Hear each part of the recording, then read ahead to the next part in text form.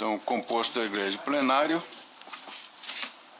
com a proteção de Deus, declaro aberta sessão ordinária. Cumprimento aos eminentes pares, cumprimento ao doutor procurador, nossos servidores. Cumprimento especial a embaixadora Maria Helena, doutora Ana Cristina, pela semana em que comemoramos aí a semana do Dia Internacional da Mulher.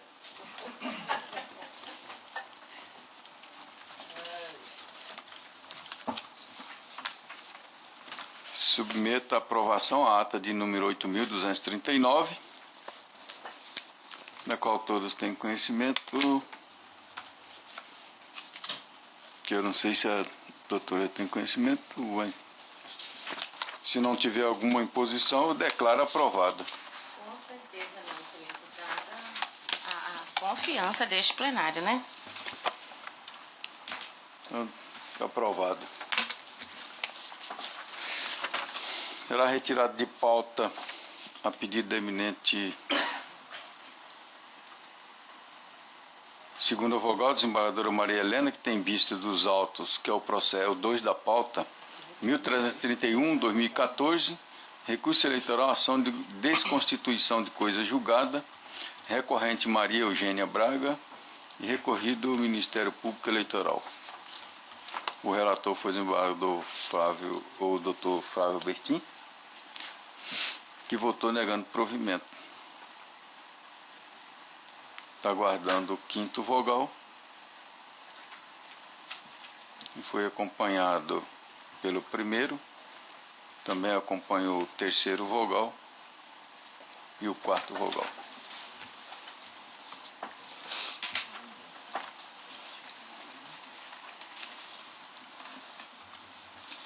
Anuncio o julgamento do 3, 4, 5 e 6 da pauta, a pedido da eminente relatora, desembargadora Maria Helena Gargalhano e Povos, tratado de matéria correlata. O 3 é o processo 88.344/2014, prestação de conta de candidato a deputado estadual, Luciano Henrique de Lima Pereira. O 4 é o processo 95.361/2014, também prestação de conta do candidato a deputado estadual, Clotildo Lopes Duarte. O 5 é o processo 108.521/2014, prestação de conta de candidato a deputado estadual, requerente Rafael da Silva Leite.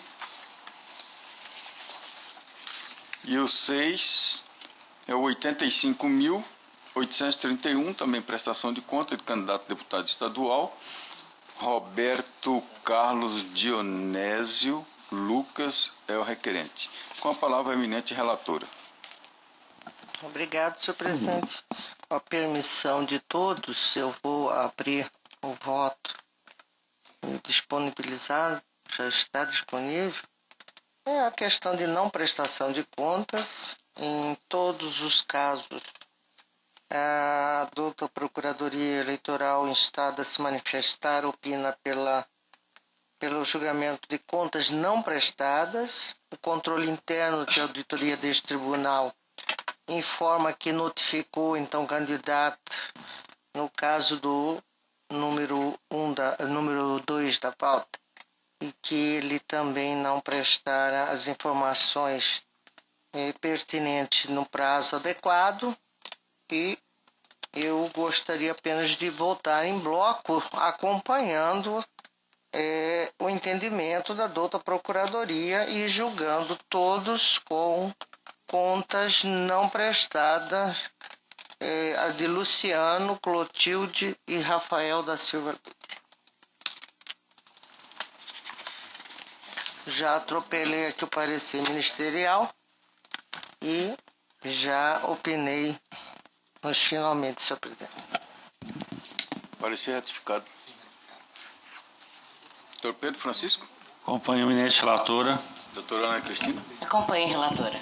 Doutor Alberto Pampado? De acordo com a relatora. Doutor Flávio Bertin. De acordo com a relatora, excelência. Doutor Ricardo Gomes. De acordo com a eminente relatora, senhor presidente. Então, o Tribunal de Contas, por unanimidade, declarou não prestadas as contas dos candidatos Luciano Henrique de Lima Pereira, Clotilde Lopes Duarte, Rafael da Silva Leite e Roberto Carlos Dionésio Lucas, nos termos do voto da doutora relatora, em consonância com o parecer. O 7 da pauta é o processo 12.333/2013, recurso eleitoral, representação, doação de recursos acima do limite legal, recorrente Benete Construções Elétricas, recorrido Ministério Público. Desembargadora Maria Helena, com a palavra.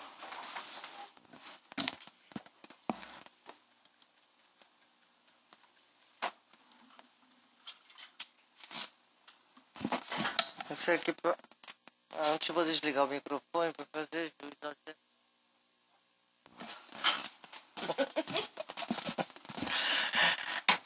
Trata-se de recurso eleitoral interposto por Benete Construções Elétricas Limitada contra a sentença do juiz da 32ª Zona Eleitoral que, em sede de representação por doação de recursos de campanha acima do limite legal, condenou ao pagamento de multa no valor correspondente a 5 vezes o excesso equivalente a R$ 98.500. Alega a recorrente, em síntese, acerca daquela decisão, eis que não teria levado em consideração a possibilidade legal de retificação da declaração de imposto de renda, documento em que teria comprovado o faturamento bruto oferido no ano anterior às eleições de 2012, no montante superior a R$ 4 milhões, suficiente a legitimar a doação feita dentro do limite permitido pela regra do artigo 81, parágrafo 1º da Lei 9.504. Juntando jurisprudência farta do colendo do TSE, aduz ser plenamente viável a declaração retificadora, mesmo após a citação para o tipo de representação eleitoral de que versam esses autos, concluindo que não existe má-fé no referido procedimento, sendo certo, segundo alega, que a Receita Federal erra nos presentes autos ao não informar todos os pagamentos de PIS e COFINS realizados no ano calendário de 2011, conforme comprovado pelo DACOM mensal, informando pelo recorrente durante todo o ano calendário.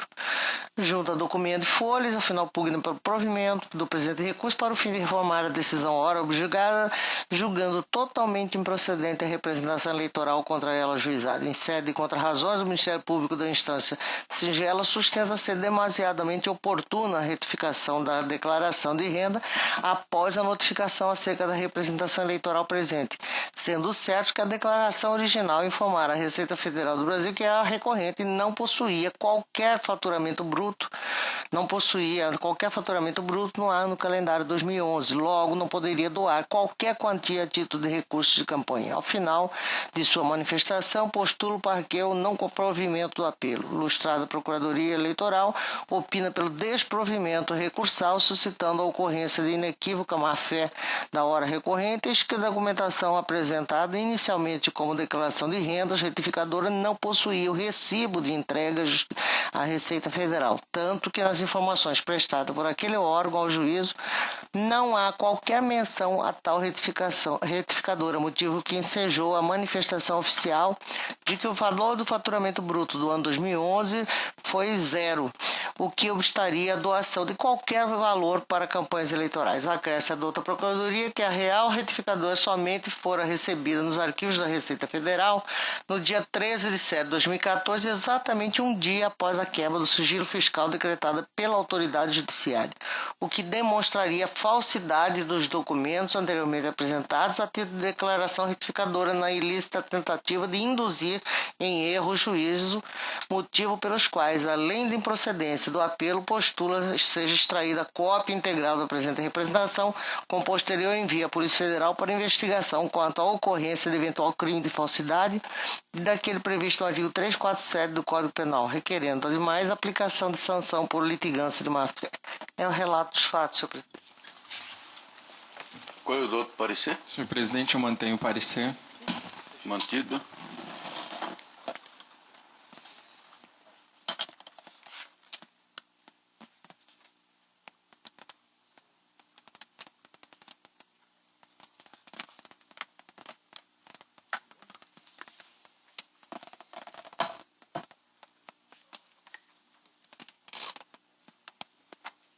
Este tribunal, em composição plenária diversa da atual, já teve a oportunidade de apreciar aspectos alusivos à legitimidade do procedimento de retificação de declaração de rendas após a notificação do doador de recursos financeiros para campanhas eleitorais, combinando por considerá-lo inapropriado e ilegítimo, porque, em suma, consistiria certa forma de abuso de direito, em especial no que concerne a vedação ou oferimento do benefício decorrente da própria torpeza.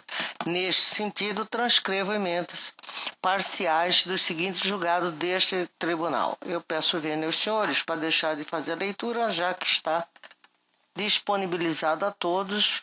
São 3 emendas que faço juntada, uma da lavra do eminente Dr. Sebastião Arruda Almeida, outra do eminente Dr. Pedro Francisco, e a outra do Dr. Francisco Alexandre Ferreira Mendes. Ocorre que o colendo do TSE, tendo por fundamento a faculdade conferida pela legislação tributária, considera legal para efeitos eleitorais a referida retificadora, ainda que realizada após a notificação do doador para responder a representações eleitorais, por alegada extrapolação do limite legal a que se refere o artigo 81, parágrafo 1º da Lei 9.504, ocasiões em que, invariavelmente, contudo, aponta que não pode ser presumida eventual má-fé do doador na aludida prática, constituindo o ônus do Ministério Público provar aquela circunstância. Confira-se.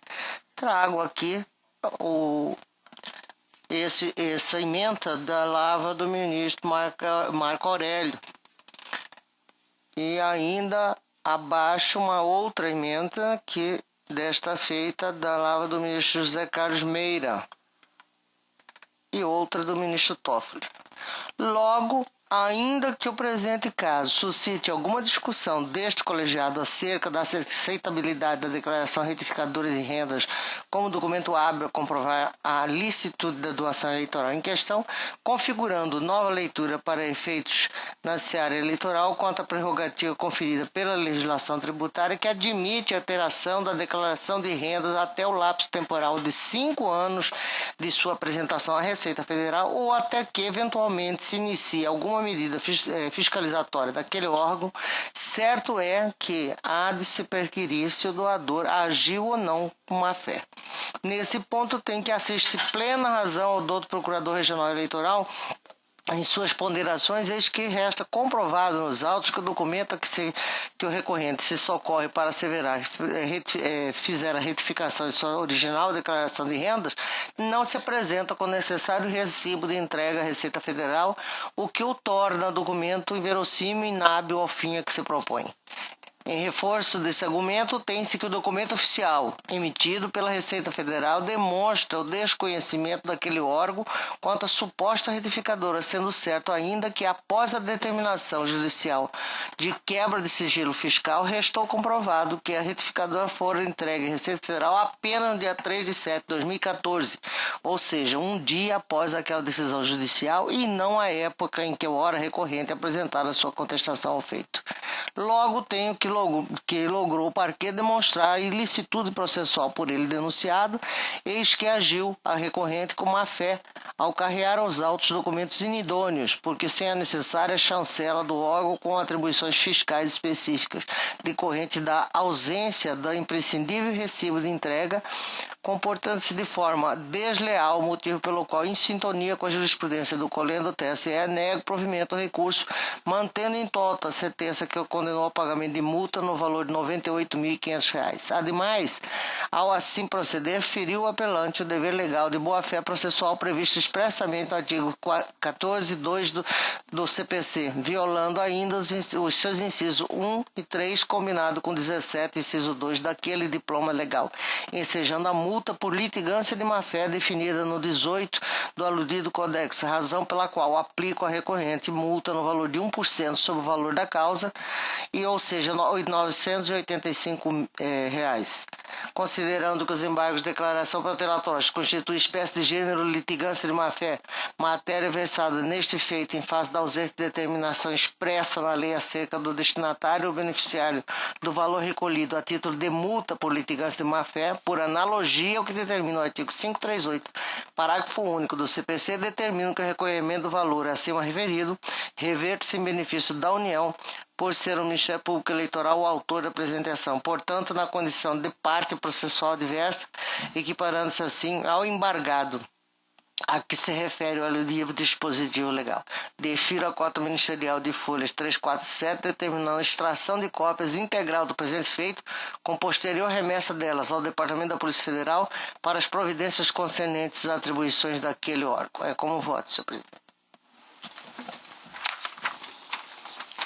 Com voto, doutor Pedro Francisco. Acompanho a eminente relatora. Doutora Ana Cristina. Acompanho, eminente relatora. Doutor Alberto Pompado. Também acompanho a eminente relatora. Doutor Flávio Bertin. Acompanho o brilhante voto da eminente relatora, excelência. Doutor Ricardo de Almeida. Acompanho a eminente relatora, senhor presidente. Proclamo o resultado. O tribunal, por unanimidade, negou o provimento ao recurso, aplicando-se ainda a respectiva multa por litigância de má-fé, nos termos do voto da douta relatora, em consonância com o parecer ministerial. Não havendo mais matéria administrativa, ou não tem matéria administrativa, é encerrada a judiciária. Deixo a palavra em aberto aos eminentes pares.